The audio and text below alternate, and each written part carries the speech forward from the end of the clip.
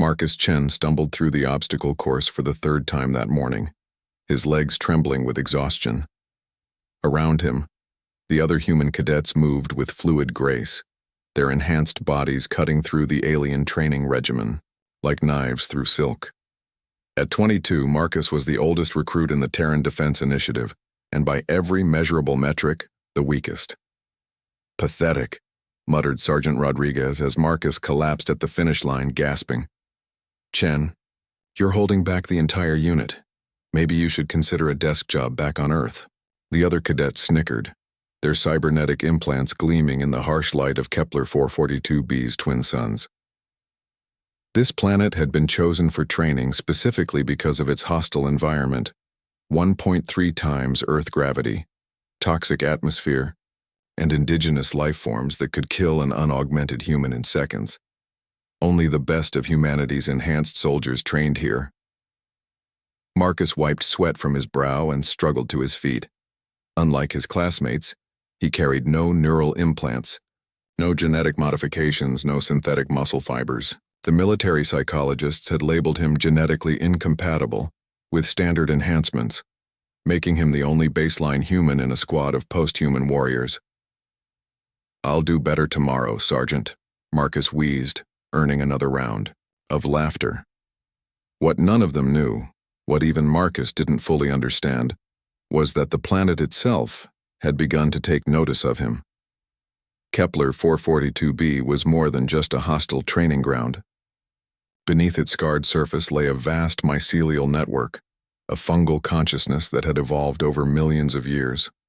This planetary mind was ancient, patient, and utterly alien. It had observed many species come and go, had watched civilizations rise and fall on its surface, but it had never encountered anything like Marcus Chen. The enhanced humans registered to the planetary consciousness as bright, aggressive signals, synthetic and predictable. Their thoughts followed logical patterns, their emotions dampened by neural regulators, their very humanity filtered through layers of technological intervention. They were easy to read, easy to understand, and ultimately, easy to dismiss. Marcus was different. His unaugmented mind blazed with chaotic, beautiful complexity. Every emotion struck him with raw intensity. Every thought branched into 1,000 unpredictable directions. Where his enhanced classmates thought in neat binary progressions, Marcus's consciousness flowed like a turbulent river, full of eddies and unexpected currents. The planetary mind found itself fascinated. Night after night, as Marcus lay exhausted in his bunk, the mycelial network would extend microscopic tendrils toward his sleeping form. Not to harm, never to harm, but simply to observe, to study the intricate neural patterns that made this strange creature so magnificently unpredictable. Marcus began having dreams, vivid, impossible dreams of vast underground chambers filled with luminescent fungi, of whispered conversations in languages that had never been spoken aloud. He dreamed of being welcomed, of being understood, of belonging somewhere for the first time in his life. His performance in training grew even worse. While his classmates executed increasingly complex maneuvers with mechanical precision, Marcus found himself distracted, drawn to the strange beauty of the alien landscape. He would stop during runs to examine unusual rock formations, or pause in combat exercises to listen to the subtle harmonies in the planet's electromagnetic field. "Chen," Sergeant Rodriguez barked during a particularly disastrous simulation. "What the hell is wrong with you? It's like your head is somewhere else entirely." It was. More and more, Marcus felt the pull of the planetary consciousness, felt himself becoming part of something vast and wonderful and completely alien. The enhanced humans around him began to seem like hollow shells, their artificial improvements making them less human rather than more. The breakthrough came during the final examination. The cadets were dropped into the planet's most dangerous region with minimal equipment, tasked with surviving for 72 hours while accomplishing a series of objectives. It was designed to push even enhanced humans to their limits. Marcus's squad abandoned him within the first 6 hours. "Sorry, Chen," called Lieutenant Torres as they disappeared into the toxic mists. "Can't let you drag us down anymore." Alone, In the hostile wilderness, Marcus should have died. Instead, he began to hear the planet's voice with perfect clarity. "Welcome," it whispered through the wind, through the ground beneath his feet, through the very air he breathed. "We have been waiting for you." The planetary consciousness opened itself to Marcus completely, sharing its vast knowledge and ancient wisdom. He learned to read the electromagnetic patterns that predicted weather changes, to identify which alien plants were edible and which were deadly, to navigate by the subtle vibrations in the mycelial network. The planet didn't just teach him to survive.